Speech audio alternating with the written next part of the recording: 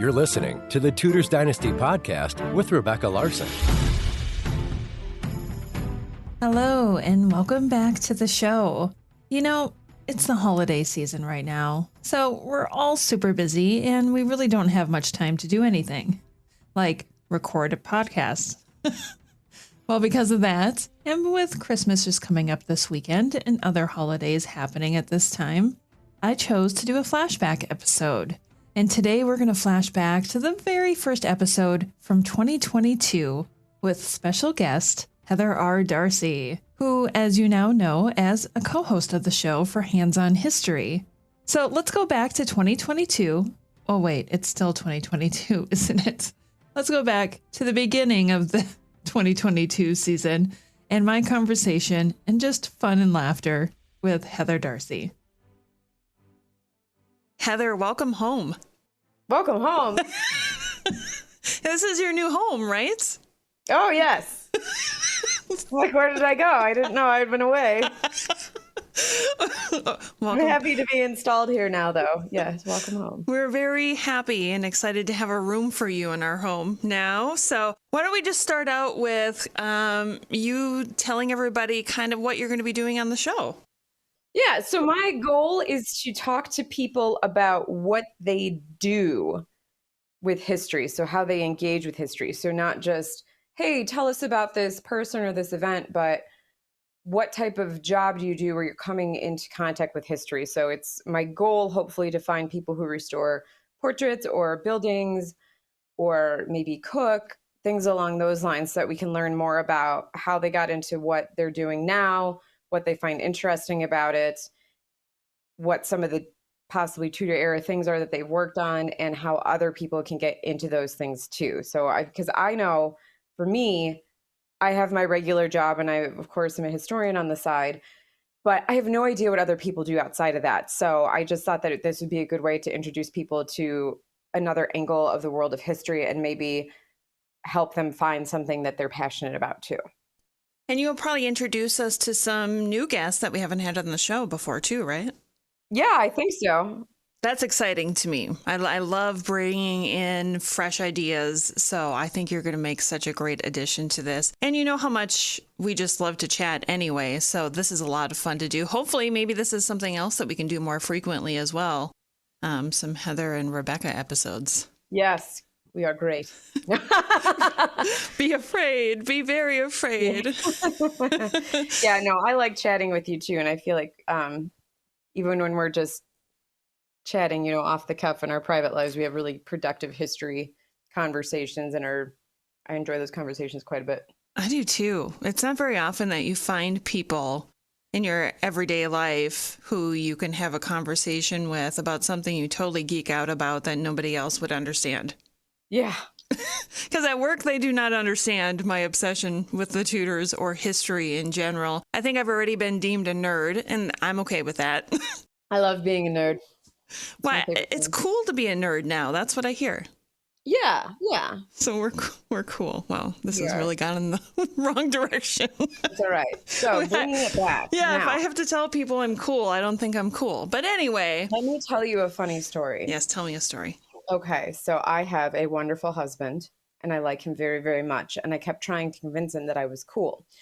And he disagreed and said, you are amazing and very talented, but you are not cool. And one time we were watching a movie, and I can't remember the name of the movie, but there was a scene, like a Thanksgiving scene, where one of the college students was talking about Model UN, and Chris had no idea what Model UN was, of course, Model United Nations. So I go about explaining to him what Model UN is, and how I represented my school at, these two conferences, and what countries I was, and what a great job I did, and that I was a staff member for a few years for this other conference. And then he tells me, Heather, this is why you aren't cool. I had to concede the point at that then. So. Right. Yeah. Our poor husbands, mine has to go through similar things as well. The other day, I always find a way to work Tudor conversation or Thomas Seymour into conversation. Yes. And I think he's had his limit of it after so many years. He was talking about history, and I said, you know what very interesting thing I learned about history today? And he looked at me very quizzical, like, ooh, what's she going to tell me? And then, of course, it was a Thomas Seymour tidbit. And then he was like, ah, I got duped. She fooled me into it. I've been having these moments over this past year or so, working on Children of the House of Cleves, Anna and her siblings, where I'll translate something into English. And as far as I'm aware, either it's been so long since it's been translated into English that people have forgotten that it's in English, or it really might genuinely be the very first time that that's happened, at least, I don't know, within the last 100 years or so. I don't know for sure, but possibly. It's been a long time, most likely. And I'll read this stuff to my husband, and he's like, oh, that's really nice. Good job. You don't understand. It's profound and meaningful. Right. And we want this reaction from them, but inside they're like, I really don't care about this, but I'm going to act interested. Yes, they're very good at entertaining we need that. hobbies here. We definitely need it. Well, you talked about your book that you are working on, as many of you probably know. Heather's probably was first introduced to us about her Anne of Cleves book, Anna, Duchess of Cleves, the king's beloved sister. Did I get that right? You sure did. Whoo, that would have been bad if I had gotten that wrong. And then your next book is Children of the House of Cleves. Yes. Right. Okay. So let's get a quick recap about what that's going to be about. I mean, obviously the title tells us a lot, but maybe a little bit more than that. Well, it pretty much looks at Anna's family in the 16th century. So there's a little bit of back history, so you know how they came to power. There's a lot more background of her family in the 15th century. And that kind of lays the groundwork for some of the things that happen in the 16th century. And then her family line actually dies out in 1609 with the death of her nephew. And so it ends in 1609 with his death, basically. But it's the really neat thing is that her brother Wilhelm didn't die until 1592. So he was born in 1516, didn't die until 1592. And he was Duke of Cleves for, what would that be, almost 53 years of his life. Wow. Yeah. And if you're really into German history, so aside from the Tudor aspect and just trying to get to know Anna's family a bit better, if you're interested in Tudor history, I think that people who are interested in German history or the history of the German Reformation would also find this book interesting. And let's remind people how fluent you are in German. I have a Bachelor of Arts in German languages and literature, and I've been speaking it for over 20 years now. A lot of my sources are in German, and I tell you what, that has made this book quite the task to write, just because I'm translating so much stuff, and I'm either translating it in my brain and then, reinterpreting it, or not reinterpreting it, but formulating it and then writing it into English, or summarizing what I'm reading in German and putting it into English. A bunch of documents written in the 16th century. And German was not as unified of a language as it is now. Same thing with English, of course. And so I've had to learn a lot about different dialects, because Anna's family spoke one dialect of German. And then when we look at Anna's elder sister, Sibylla, and her husband, they spoke a different dialect. And the dialect that the men in Anna's family, shall we say, spoke changed during the 16th century. So her father spoke a very different form of German than her nephew did. And like today, there's still the High German and Low German? Anyway, we are excited. Ringing in the new year. Heather is here. We're gonna do some fun stuff. So as we said at the beginning of the show, Heather is new to the podcast as of today. Beginning in 2022 here, she's going to be bringing us some awesome episodes with people we probably haven't heard from before, so I am most excited about that. We also have an episode, and I don't even know that I told you this yet, Heather, so this might be a surprise. We also have a brief history episodes that are going to be voiced by somebody else. We have Christine Morgan helping us out for a while. Oh, yay! With a brief history. So I look forward to working with Christine as well, bringing her onto the team. So then it'll be you and I and Steph and Christine. So I think it's going to be a lot of fun. I think so. They're great. They're a lot of fun. Definitely. We decided we wanted to do something fun today. You know, let's just let our hair down. Yes. Let's play some trivia. Yeah. Do you want to play some trivia? I do. Okay. Let's do it. Okay, It's so gonna be I don't think that we've ever done this with one another before where we ask each other questions. I think usually I'm the one who asks the questions. And I think we're doing it, aren't we doing, you're asking me Tudor trivia? Yes. So since you are more of a German historian, I'm going to ask you some Tudor questions. And I'll ask you some about Anna. I am terrified to get yours wrong. Okay. Am I a terrible friend if I can't answer these questions? I'm feeling a lot of pressure right now. No, it's all right. I tell you what, anyone that's close to me in my life, I recognize that they're probably my friend or my loved one because they like me and not necessarily because they read or retained anything in my book. So don't worry. It has been a long time since I've read the book, so Yeah, no, that's fair. Well, thankfully, there's a new one coming out next year, so it should refresh everyone's recollection. I cannot wait. Okay, so I have come up with 5 questions for you. I think you should be able to answer these, and if you are listening right now, feel free to play along and see how many of these you get right, and let me know. You know, send me a tweet, DM, whatever. Private message. Let me know if you enjoyed this, and we'll kind of go from there. So, Heather, let's start with my first question. This one should be fairly easy because I recently posed this on social media, so I thought, let's just start with this one. All right. That means I'm going to blow it. No, you're not. You're not going to blow it. Okay, the first one is, of the following people, which did not die in 1536? And this is multiple choice. I made this even easier on you. Was it Catherine of Aragon, Anne Boleyn, Henry Fitzroy, or Mary Tudor, who was the sister of Henry VIII? Which of the following? Oh, wow, you were fast on that. Mary Tudor Brandon, she died. Well, this is why I remember it. Because I remember reading that she died in this, I think it was the summer of 1533. And I remember this feeling or thinking that, sorry, that's my parrot Takayo. She's very excited to hear people. She loves to play games. Oh my gosh, she's so excited. But I remember thinking that Mary Tudor hopefully died with this sense that her brother was happy and expecting an heir and all that good stuff, because of course she died, I think, right after, well, yeah, within a couple months of Henry VIII's marriage to Anne Boleyn and her coronation and so forth. If I remember right. Yeah, that sounds about right. I'm not an expert on Mary, but that sounds about right. All right, number 2. Okay. We have another, which of the following did not happen questions. So which of the following did not happen in the year 1533? Oh boy. The death of Arthur Plantagenet, Lord Lisle, the birth of future Elizabeth I, the coronation of Anne Boleyn, or Cranmer became Archbishop. The death of Arthur Plantagenet. I don't think he died until the 1540s. Yeah, that's about right. Yeah.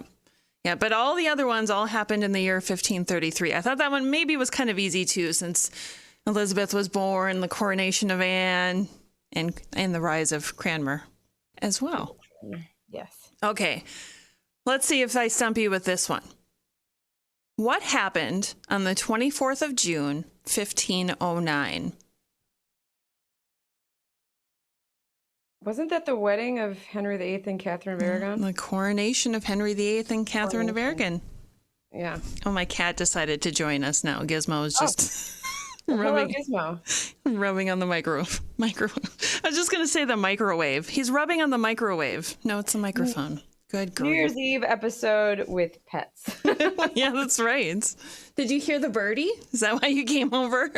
Maybe. I see my boy bird is starting to flirt with his reflection, so it might get a little ridiculous over here. Sweet. That'll be good. All right. Okay, so you're too good for this game. Next question. Yes. Maybe I'll trick you with this one. Of the surviving children of Henry VII and Elizabeth of York, which of them never left England?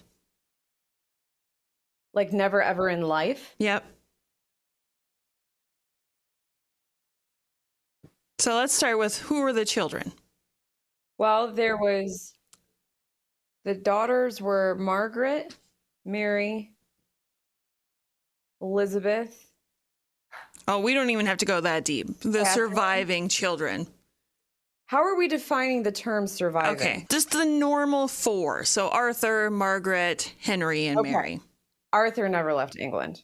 Correct. Good job. Yeah. Okay, last one. On the 5th of October, 1518, 2-year-old Princess Mary Tudor was betrothed to the son of King Francis I, who was also named Francis. How old was this Francis at the time of their betrothal? Was he 7 years old, 16 years old, 2 years old, or 10 years old? I'm going to say 2. I feel like it's 7, but I'm going to say 2. It is 2. Yay! Yay! Good job.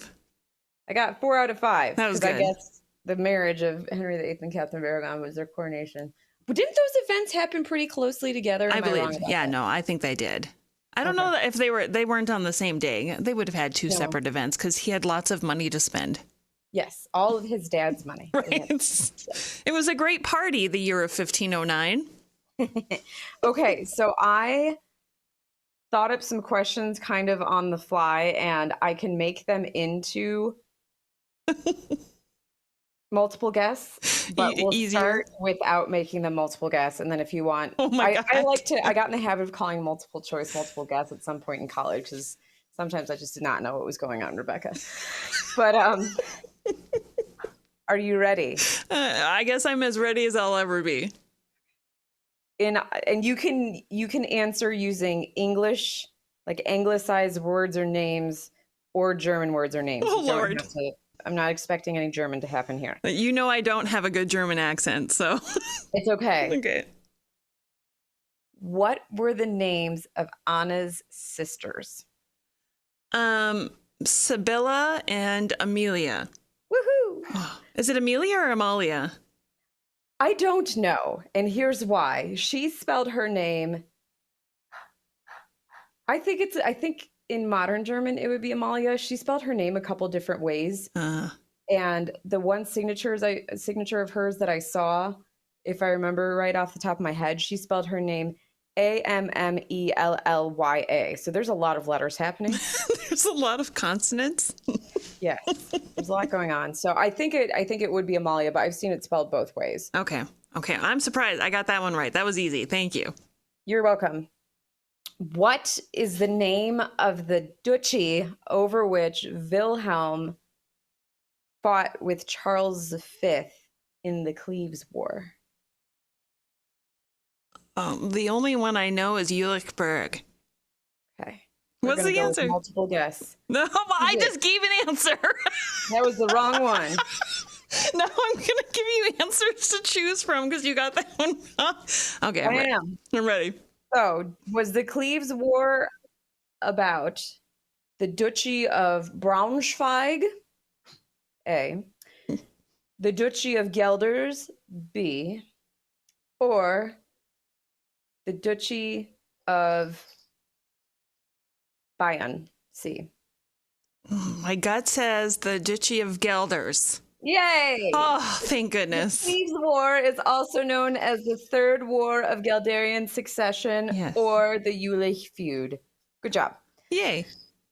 My bird Mavis has now stopped flirting with himself in the mirror and is playing with a bell toy. We'll see where this goes. Question number 3. What was the full title of Jülich Cleveberg, Juliers Clevesburg, after Anna's father Johann became in charge of all 3 territories? Was it A, the United Duchies of Jülich Cleveberg? Was it B, the conglomeration of duchies? Or was it C, the joint and several duchies? I love your accent so much. I'm just going to say A because I'm not going to try and pronounce them. That's right. What is it? Vereinigte Herzogtümer von Jülich-Cleveberg. United Duchies of Juliers Clevesburg. Well done. United Duchies of Jülich von Clevesburg. Yes, that sounds like something. I told you. Okay, this one will be a bit easier. What was Anna's Christmas present, or excuse me, New Year's Day present, pardon me, to Henry and Catherine Howard? Dogs. Nope. Crap, that was the Tudors. No, I think this scene was in the Tudors. Anna arrived on New Year's Day and she had the fancy horses with the purple velvet trappings. Oh, right. I think it was a brief little, here's some horses, and then a comment about it. Yes, and then it was Catherine who, I believe Henry gave her a pair of nice dogs, and then Catherine passed them over to Anna as a present because she didn't have her own present for Anna. Oh, that's where that came in. Okay. Yes. See, yes, that is a scene in there. That is the danger of watching that program. Sometimes it even confuses my history. That's why I wrote a wonderful book about it. I love it. Okay, I have to think of a fifth question. I think that's as far as I got. So okay. Wilhelm's mother and second wife shared the same name. Was the name... I know it. Do you want to just say it? Maria. That's right. Yep. Yes. Woo! You did it. You missed the easy one, though. I threw you like a straight up Tudors one and you missed that one. Hate when that happens. It does happen. I think I was expecting like really hard questions that I psyched myself out. No, I mean, I could do that, but that would be mean. Right. That would be mean. Well, that was fun. Thanks for participating. Yeah. Good. Well, what else do we have going on in 2022? So the trivia, I think that would be something that if we continue that in 2022 would be fun. What do you think? I think so. I'd love to hear some feedback from our listeners, but yeah, I think that could be fun. And then we can just, depending on who our trivia guest is, we can sort how difficult to make the trivia. Right. Yeah, that's exciting to me. I love asking questions, and especially trivia questions. And everybody loves to test their knowledge. If there's one thing I've learned, everybody loves to be quizzed or to show if they know the answer to something or not. So I think doing more trivia would be fun. One of the other things I was just thinking would be really fun to do in 2022 would be to do like a weekly update video where I talk about what was happening in Tudor news that week, whether it be an article that was shared a lot that people are talking about, new books coming out maybe, or new revelations in history, something along those lines. So I don't know if anybody would be interested in that, but that's another kind of idea that I had for the new year as well. Yeah, and if you don't mind me saying, please give us feedback, guys, because we're looking forward to growing and bringing you things that you want to know or hear about. So if you have any comments, please definitely let us know. Yes, please do. If there's anything you've learned from this show, it's that it's ever changing. It has changed so many times. And February is going to be officially 5 years of the podcast. So it has evolved a lot over the 5 years. And I'd like to keep things new and exciting, because otherwise it just gets stale and boring, right? I mean, we got to keep it fresh. So I think we became friends. Was it right after the podcast? Yeah, probably about a year after, maybe. Yeah, oh yeah, that's right. About 2018. Oh, yeah, 2018. Yeah, you're right. Yeah. Crazy. And we've never looked back. No. And the rest of the time go though, man. I can't believe it's almost 2022. I know. Yeah, it's been rough. It's been rough to concentrate. I know I've had a hard time getting my book done for several reasons. I'm almost there, Rebecca. I know, you're almost. I can't wait. And thankfully the publishers have been kind to me. But yeah, no, it's been a hard time. And I think if I can say this, anybody out there that feels like they've been having a hard time, you're definitely not alone. It's been a weird experience to be alive right now, I think. And just the level of uncertainty that we've all had to live collectively as a species with what's been happening over the past couple of years. It's been a strange time. I have a lot of hope for 2022. It's not going to be perfect. I don't think it's going to be normal, but I think that hopefully we'll be able to get to a point where we can get back to being ourselves, if that makes sense. A new version, I think, of ourselves is what it'll end up being. Yeah. We've all changed. In a positive sense. Yeah, definitely. Definitely. If there's one thing that the pandemic did, it did bring more Tudor lovers to the show. It did. Yeah, that's definitely true. The number of people who listen to podcasts really exploded at the height of the pandemic. Not even the beginning, but at the height of the pandemic. So many more listeners came on board. So I'm very grateful for that aspect of it, that we really moved to becoming a larger community of people who are interested in learning in their every level. Yeah. And I love Tudor history as an American because it's that time period right before our history starts. And with Elizabeth, it starts to bleed over into our history. And I just think it's so fascinating. And we're also very fortunate to have all these wonderful portraits. What would we do? Oh, those portraits, seriously. Yeah, they bring people to life, and we have so much printed material because, of course, kind of like what we were talking about earlier, the Gutenberg press is created in the 15th century, and then printing technologies, it just takes off. So we have all these books and documents from the 16th century, and we have collections of letters, and it's so wonderful to have those things. And I don't know, part of my family came over here in the very, very early 1600s. And so it's been nice for me to kind of be able to dig back that far and think. I don't actually know what the heck they were up to or where they came from in England, but it's nice to think about it, if that makes sense. Mm-hmm. Yeah, definitely. Well, Heather, this was so much fun. Yeah. Before I let you go, why don't you give us a little tease of who your first guest is going to be?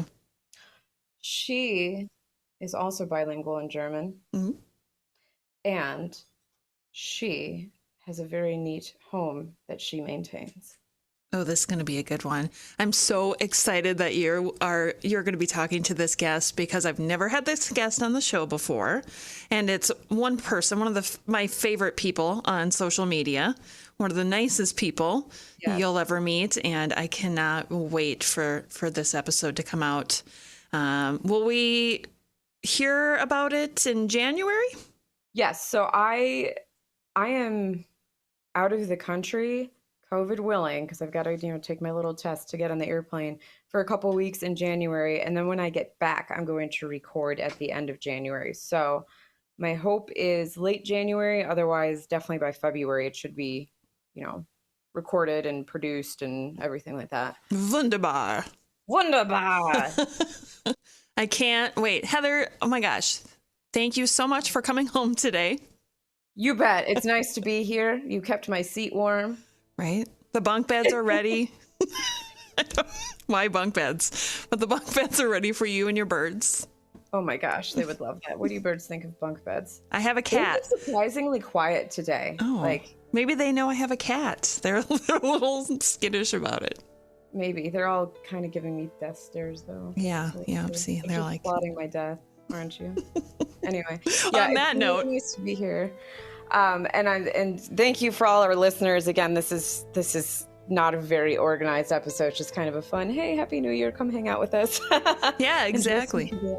Yes. So, but yeah, I thank you again for inviting me to be part of the team, and I'm looking forward to it. I'm really excited about Christine Morgan joining, and Happy New Year to you, and I suppose until next year. Yes. All right. Take care, everyone. Thanks for listening to this episode of the Tudors Dynasty Podcast. You can follow and support the Tudors Dynasty Podcast on Facebook, Twitter, Instagram, and Patreon @Tudors Dynasty.